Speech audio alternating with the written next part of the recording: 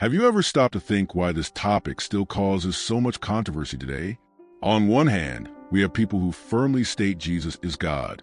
On the other hand, scholars, religious people, and even curious people raise the question, but where, after all, did Jesus say this clearly? That's where the tension begins, and often what seems simple becomes a labyrinth of interpretations, biblical passages, and even historical disputes. The most intriguing thing is that to understand the divinity of Jesus, it is not enough to simply take an isolated verse and build a certainty on it.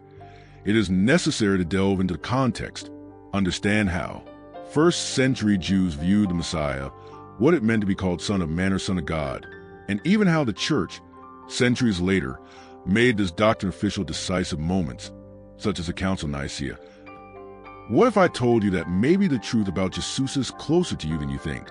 The answer is not hidden in secret codes or impossible mysteries, but in the very Bible and Jesus, between the lines of his words, in his gestures, and in the way he has been interpreted over the centuries. He wants to discover all of this and unravel the mysteries of divinity of Jesus. Then keep reading and delve into this analysis that can transform the way you view faith. In the first century, Jews lived under intense messianic anticipation.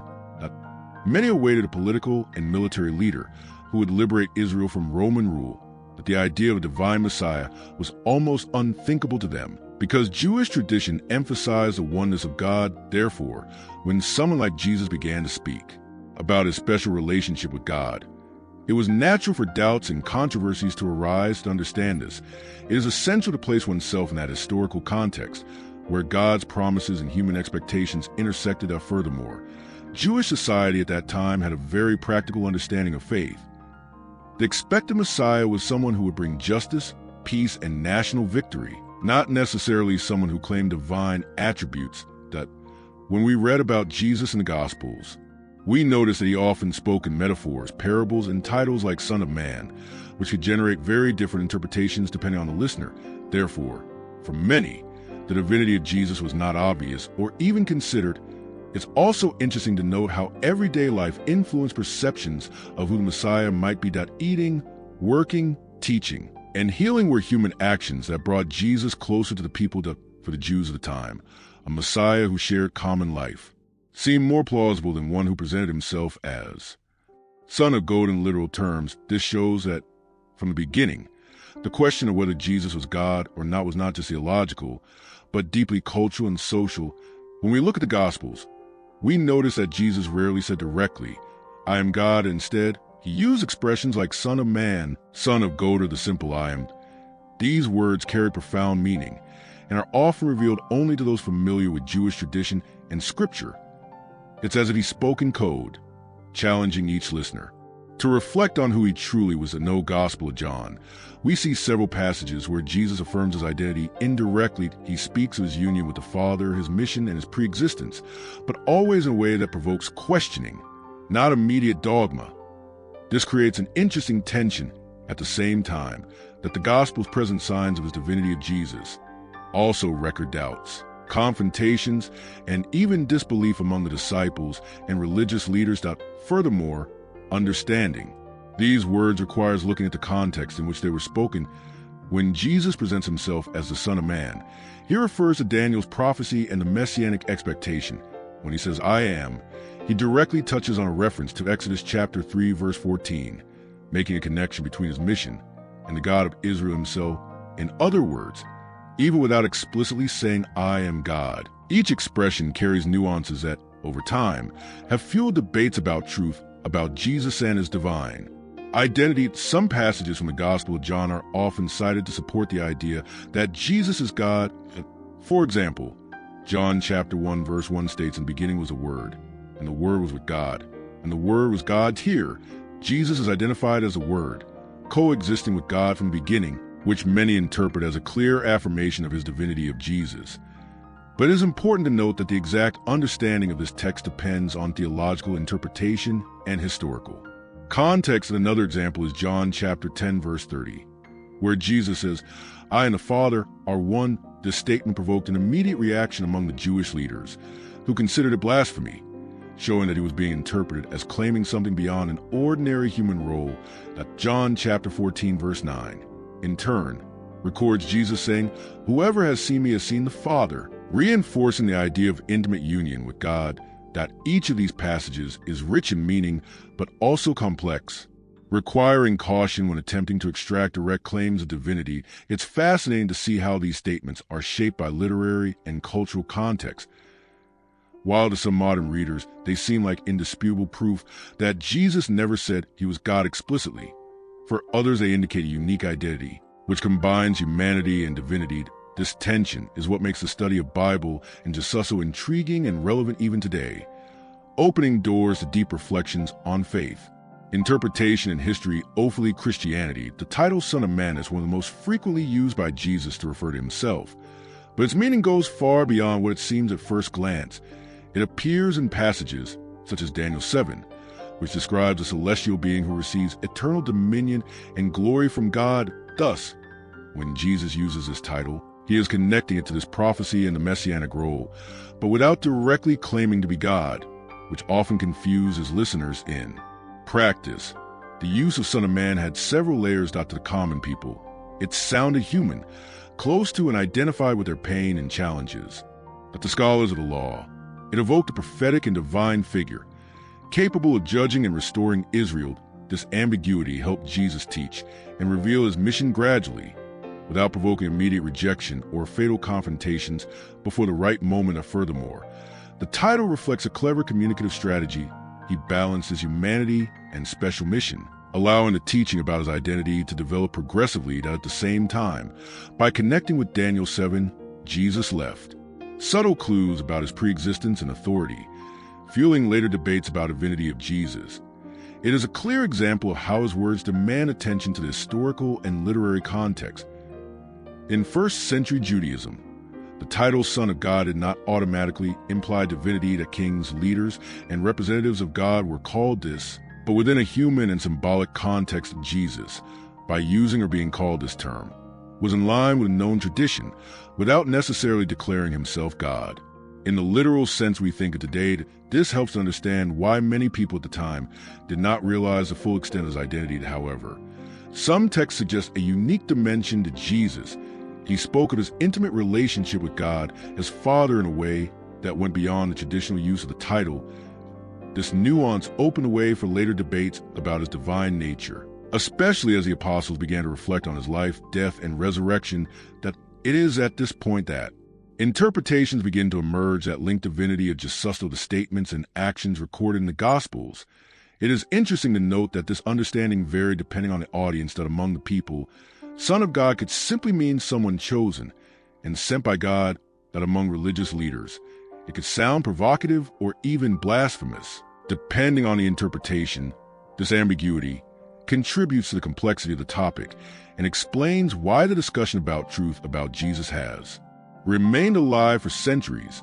Since the early Christianity title, contemporary debates, some of Jesus' statements sound like enigmas to those unfamiliar with the biblical context. That a striking example is John chapter 8, verse 58, when he says, "Before Abraham was, I am." This expression directly refers to Exodus chapter 3, verse 14, where God introduces himself to Moses as "I am," showing that Jesus identifies with God's eternal existence. It is a subtle yet powerful statement that reveals a dimension of his mission and identity that goes beyond the human. These indirect statements served as signs to those attentive to the scriptures. For many Jews of the time, such statements were shocking, as they challenged the idea of God's oneness. But for the disciples who reflected on Jesus' words in light of prophecy and their experience with him, these expressions pointed at the divinity of Jesus, which would only become clearer with time and with the narrative of the Gospel of John. Furthermore, these words show how Jesus balanced revelation and mystery. He didn't always directly declare his divinity, but left clues for progressive understanding. This helped teach, challenge, and pave the way for the early church to develop official doctrine on the subject. Centuries later, the divinity of Jesus and its unique role in salvation history. Throughout the Gospels, we see that many Jews reacted with shock or hostility to Jesus' statements. That in John chapter 10, verse 33, for example, they attempt to stone him, accusing him of blasphemy, because they interpreted his words as a claim to equality with God. This shows how the perception of divinity of Jesus was not obvious, and, in their view, defied Jewish tradition and law, this reaction also reveals the care with which Jesus had to teach his message. He knew that direct statements about his identity could provoke immediate rejection. By using titles like Son of Man or expressions like I am, he managed to convey theological depth, but without exposing himself completely, leaving space for reflection and discernment among his followers. Furthermore, the hostility of religious leaders highlights the tension between messianic expectations and the reality presented by Jesus. While the common people viewed miracles and teachings with admiration, scholars of the law saw a danger in his words, especially when they touched on the notion of Son of God. This explains part of the historical conflict over whether Jesus never said he was God explicitly. It's fascinating to note how Jesus' words were often indirect, but the apostles began to interpret them more explicitly. Paul, John, and other New Testament authors reflected on his life, miracles, and resurrection, reinforcing the idea that the divinity of Jesus. For example, passages that were previously subtle gained interpretations that affirmed their divine nature, creating a bridge between Jesus' teaching and the emerging faith. That this difference in approach also highlights the dynamic between personal experience and theology. That while Jesus spoke in ways that provoked reflection and discernment, the apostles needed to solidify the message for a growing community. Thus, texts such as the Gospel of John and the Pauline letters began to emphasize more clearly that Jesus is God, without contradicting its original words, but expanding its meaning in the light of faith. Furthermore, it's important to note that these interpretations didn't emerge out of nowhere. They reflected internal debates, cultural context, and the challenges of evangelizing. The result was a body of texts and traditions that helped shape understanding of the divinity of Jesus. No early Christianity, even though today it still generates discussions about whether Jesus never said he was God directly. In the early centuries, the church faced intense debates about the nature of Jesus. Theological discussions and conciliations sought to clarify whether he was human, divine, or both. The Council of Nicaea 325 AD was a milestone in this process, officially stating that Jesus is God, coexisting with the Father, and establishing the foundations for the Christian doctrine we know today. These debates did not arise out of nowhere. They reflected the need to organize faith in the face of different interpretations and emerging heresies. Reflection on texts from Gospel of John, titles like Son of Man and Son of God, and faith experiences of the first communities helped to consolidate the understanding of Jesus as divine, showing how the early church interpreted his words in light of tradition and scripture. It's striking to note how these decisions shaped Christianity over the centuries. Defining Jesus as God was not just a theological issue, but also a social, political, and cultural one, influencing liturgies, beliefs, and practices. This process helps explain why, even today, the debate over whether Jesus never said he was God remains relevant and provocative for believers, scholars, and the curious. Even after centuries of studies and councils, the question of divinity of Jesus continues to generate debate among Christians. There are different interpretations of the Gospels and apostolic letters for Jews and Muslims. Jesus is seen as a human prophet or Messiah, but not God. This shows that, regardless of historical decisions, the perception of his identity still provokes reflection and, at times, conflict. Furthermore, modern biblical scholars continue to investigate the original texts, analyzing cultural and linguistic context. Many wonder if Jesus never said he was God, or whether his statements have been understood differently over the centuries.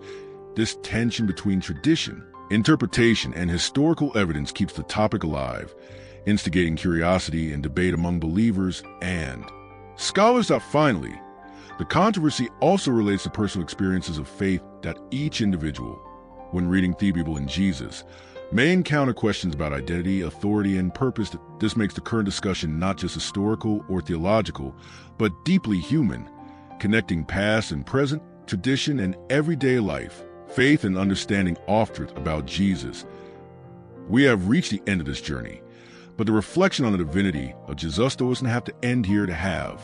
You ever wondered how Jesus' words, titled Son of Man and Son of God, and the apostles' interpretations can impact your own faith today? Have you looked at the Bible carefully enough to notice these nuances that often go unnoticed?